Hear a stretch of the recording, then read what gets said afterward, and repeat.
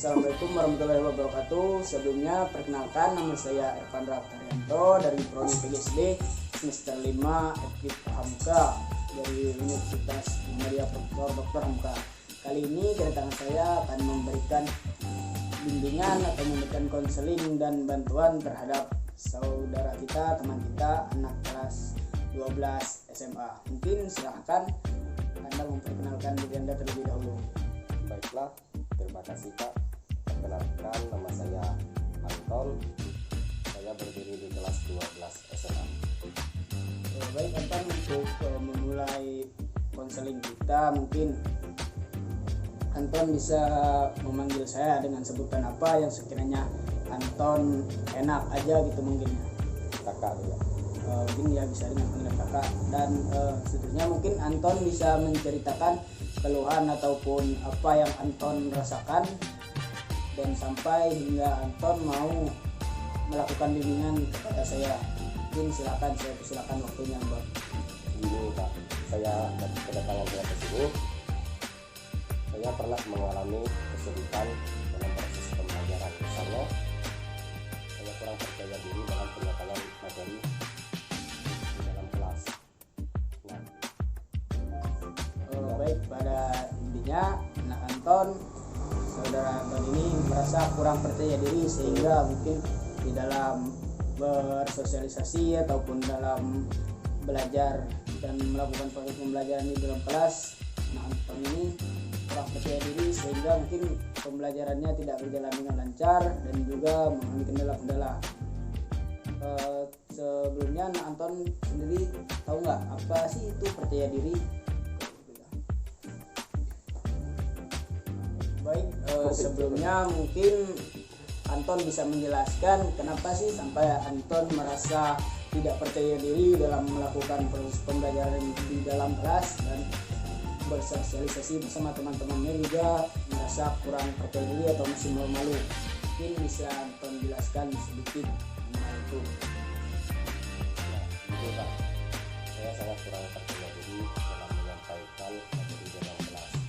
Karena saya sering kaku dan merasa gugup misalnya di dalam kelas menyampaikan materinya. Berarti Anton ini merasa kurang percaya diri karena ya merasa gugup dan mungkin karena yang faktor utama mungkin pengetahuan Anton kurang ataupun Anton kurang persiapan dalam melakukan itu. Sebelumnya akan saya jelaskan tentang pengertian percaya diri. Jadi percaya diri itu adalah kondisi mental atau psikologi seseorang di mana individu dapat mengevaluasi keseluruhan dari dirinya sehingga memberi keyakinan yang kuat ada kemampuan dirinya untuk melakukan berbagai tindakan. Dan apa saja sih jenis kepercayaan diri itu? Yang pertama adalah self concept, bagaimana kita menyimpulkan diri kita secara keseluruhan dan bagaimana kita melihat potret diri kita secara keseluruhan. Yang kedua, jenis kepercayaan diri itu adalah self esteem, sejauh mana kita punya perasaan positif terhadap diri kita, artinya sejauh mana kita punya keyakinan kalau kita itu bisa. Selanjutnya yang ketiga adalah self efficacy, sejauh mana kita punya keyakinan atas kapasitas yang kita miliki untuk bisa menjalankan tugas atau menangani persoalan dengan hasil yang bagus. Terus yang keempat, self confidence, sejauh mana kita punya keyakinan terhadap penilaian kita atas kemampuan diri kita dan sejauh mana kita bisa merasakan adanya kepantasan diri kita untuk berhasil. Terus karena tadi Anton kurang percaya diri, mungkin Anton sendiri bisa merasakan apa akibatnya, seperti tidak memiliki sesuatu atau keinginan dalam melakukan hal. Artinya karena Anton merasa malu, mungkin Anton tidak mau lagi melakukan sesuatu yang baru yang ingin Anton coba. Kemudian tidak memiliki keputusan melangkah dalam melangkah, artinya karena Anton ini tidak merasa percaya diri atau kurang percaya diri Anton, jadi dalam mengambil keputusan itu takut salah atau masih gak kaku lah dalam mengambil keputusan.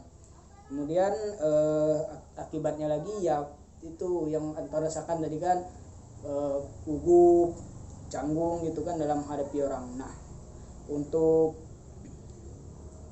menghadapi itu mungkin saya mempunyai beberapa tips dalam menghadapi persoalan Anton tadi. Mungkin apakah Anton ada merasakan faktor lain atau alasan lain mengapa Anton merasa kurang percaya diri lagi? Tidak. Kalau misalkan memang tidak ada, mungkin sedikit tips dari saya, Anton bisa lebih meyakinkan bahwa diri Anton itu bisa. Kalau bisa ditanamkan prinsip ini, kalau orang lain bisa, kenapa sih saya nggak bisa? Mungkin bisa dilakukan seperti itu, dan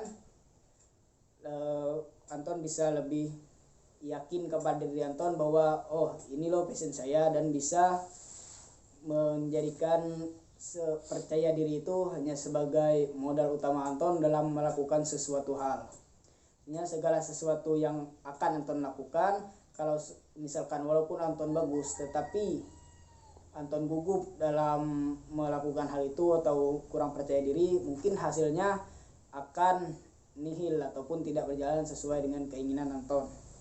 Mungkin itu saja sih tips dari saya mengenai percaya diri ini. Mungkin nanti bisa Anton coba dengan melatih, misalkan melatih berbicara di depan umum, bisa melatih dengan hal-hal kecil dulu, misal berbicara di depan keluarga ataupun berbicara menghadap cermin, seolah-olah Anton berbicara dengan banyak orang. Jadi Anton belajar dulu dengan berbicara menghadap cermin ataupun bersama keluarga Anton. Mungkin itu saja tips dari saya. Selanjutnya mungkin bagaimana tanggapan Anton dengan tips saya, atau masih ada keluhan lagi lainnya?